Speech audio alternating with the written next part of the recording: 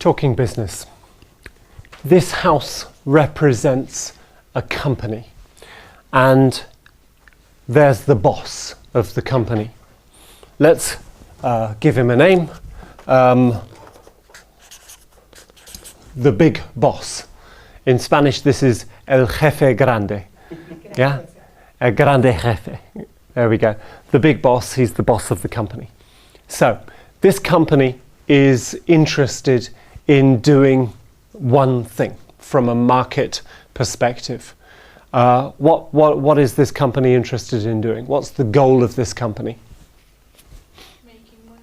Making money. So profit. Yeah.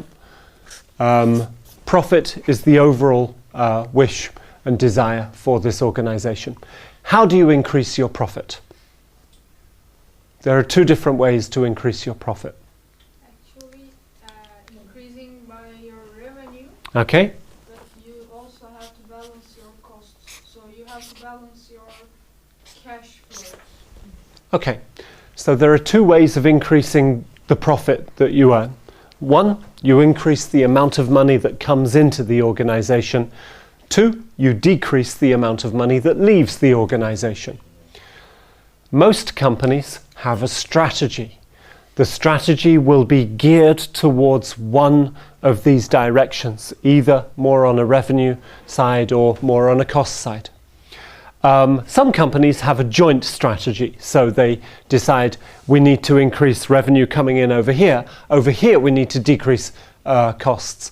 So for a lot of organizations with a very large manufacturing base, there will always be cost reduction initiatives running, even while the company itself can be more focused on revenue increasing plans. Okay, so the big boss, his job is to decide what this equation looks like. Yeah, who does he use to do this? If you're the big boss of an organization, who do you use to help you come up with this financial equation? CFO. You use the CFO because he's the guy who should know what he's talking about, right? What if the CFO also needs help? Sales director. Maybe the sales director, yeah? So for input on what the money was the last time round, and possibly the group of shareholders, yeah? And consultants, yeah? So, this equation will be written up at quite a high level with a number of different input sources. Now, this equation is also impacted by a number of different things, and we call these things drivers. And a driver is something that forces the organization to move and forces them to change the direction of where they're going. So there's our basic equation. Here's one driver. This is called an operational driver. The operational driver is where, for example, one company merges with another company, where a buyer buys a different company and brings that organization in, and departments change, roles and responsibilities are changed. And so operationally, the company is impacted by this operational driver, and certain consequences come out of it as well. Here's another driver. The competition comes out with a new product, yeah?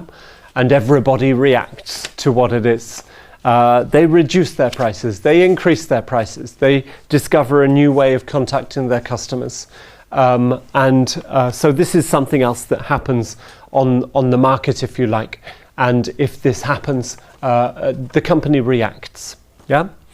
Our shareholders, yeah? The people who own the company, when all of the shareholders get together and write a letter to the organization, or they come to one of the shareholder meetings and they say, we demand the following changes, yeah? Then the organization listens and the organization reacts, yeah, to what's going on. Financial, yeah? Let's say, for example, the company's based in Germany, and in Hungary at the moment, the currency is doing this. Yeah, it's going all over the place. So big financial drivers, which means your raw product materials cost less on one day than they do on the next day.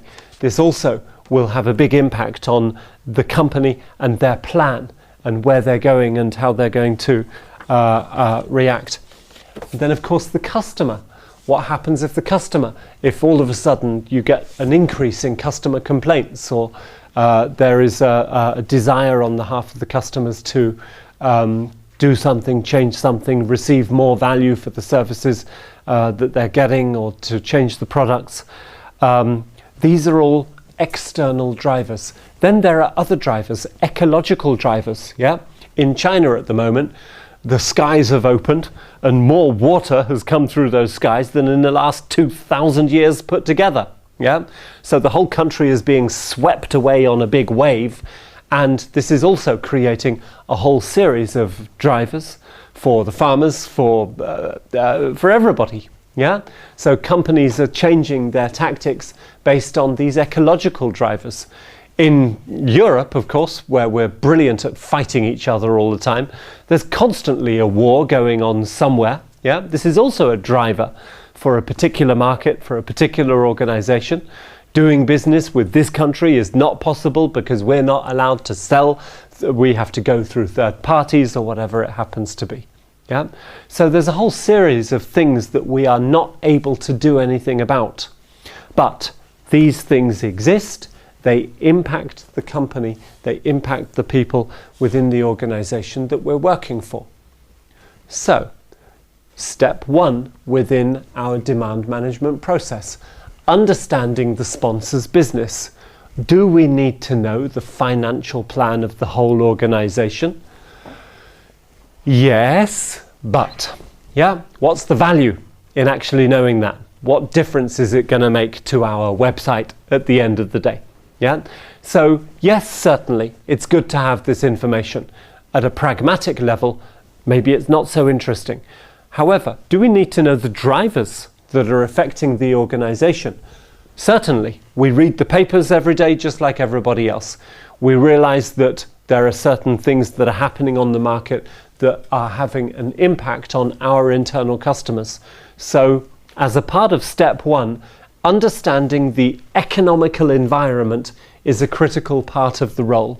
Yeah, and so keeping your finger on the pulse of events happening in the world about economical environments and how it's affecting your particular area of business and your internal customers' business. This is what the level of homework or preparation or discussion that we're speaking about here.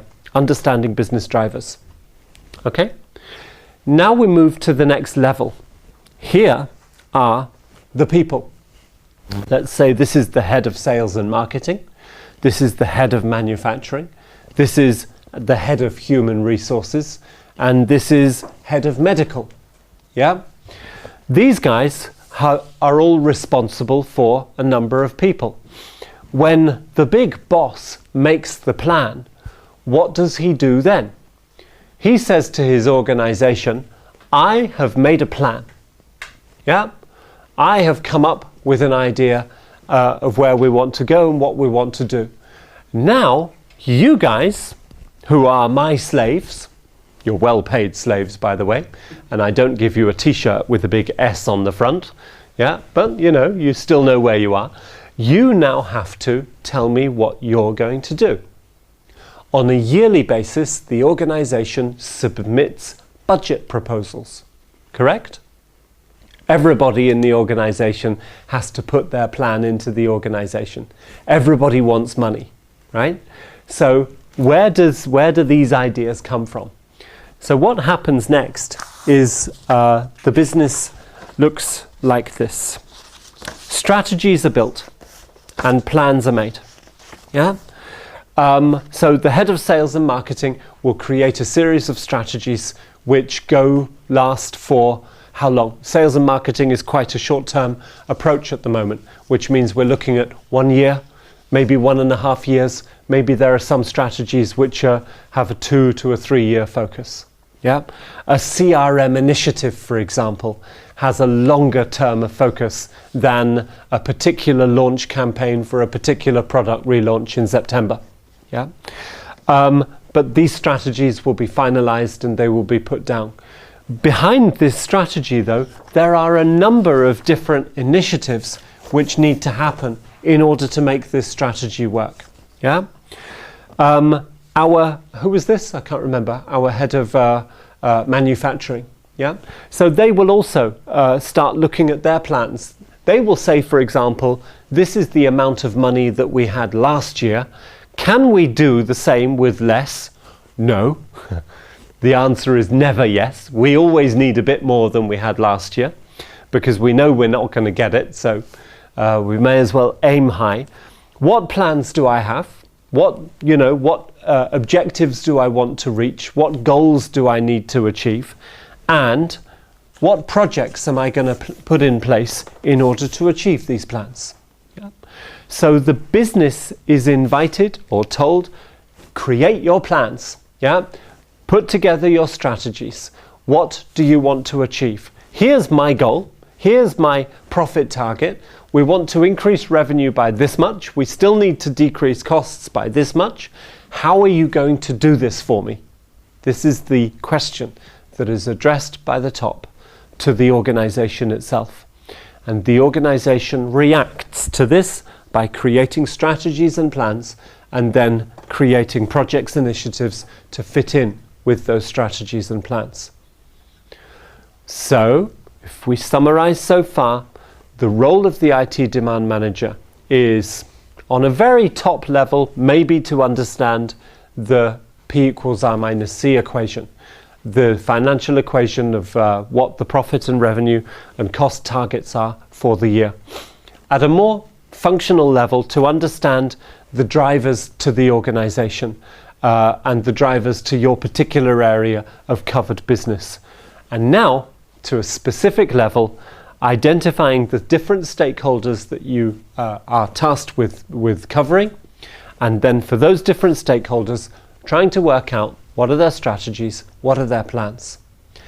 And then, because very often the people who is responsible for the strategy will be different to the person who is responsible for the initiative behind it, to understand the people who are responsible for putting these initiatives into place. And why do we do all of this? This box represents an IT solution. Yeah? This IT solution is going to be something that you will be able to create with your business partner in order to do what? To increase revenue or decrease cost? No. Your product or solution will not be able to do these things. To mitigate drivers? Probably not. That's probably something that IT is not able to do. To fulfill strategies and plans? Probably not. Yeah?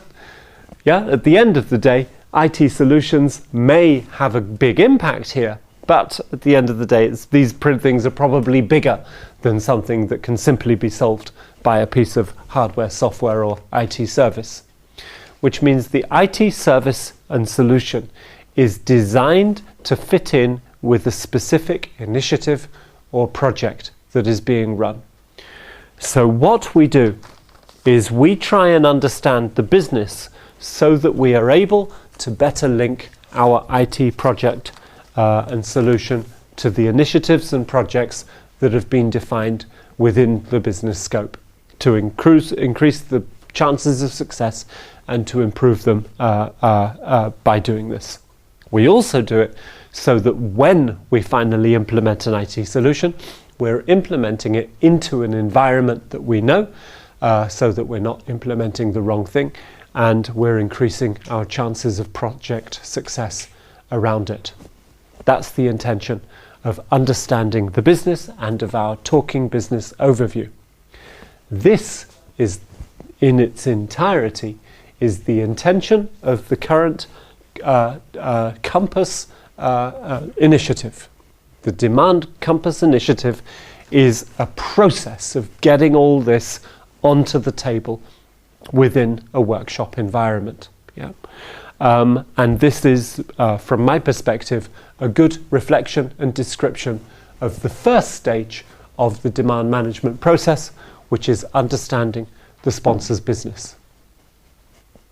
Great. So, who likes pizza? You like pizza? Great. Any pizza fanatics? No? No pizza fanatics? Is there anybody who has got 5 deep frozen pizzas in their freezer? No? Anybody who does pizza for breakfast? No? I did, but You did pizza for breakfast in the past? yeah. Okay. So, Luis, we will suggest that you live in Costa Rica, in San Jose, and you have a pizzeria which is famous in San Jose. It is called Luigi's, which is close. Luigi's Pizzeria, which is absolutely famous in the area. It's been in your family for 3 generations, and everybody knows your pizza. Yeah? Who likes sushi? You can't like sushi as well. Oreste, you like sushi? Yes. Yeah, big sushi fan. So Oreste goes to Japan, falls in love with sushi, also falls in love with a Japanese girl, gets married to the Japanese girl, and then for some weird reason decides to move to San Jose, Costa Rica. Yeah, where you take the money which you found somewhere and you open a sushi bar next to Luigi's Pizzeria. Yeah. So, you now have a competitor. Do you have a competitor? Does sushi compete? Food companies. For sure, right? Sushi competes with pizza. Food is food. So, we have a competitive driver now coming into the picture. Yeah? So, what is Luigi gonna do? I'd like you to take 3 or 4 minutes to jot down a couple of ideas. How can Luigi's Pizzeria react to this competitive driver that has come into the picture? Okay? 3 minutes, go.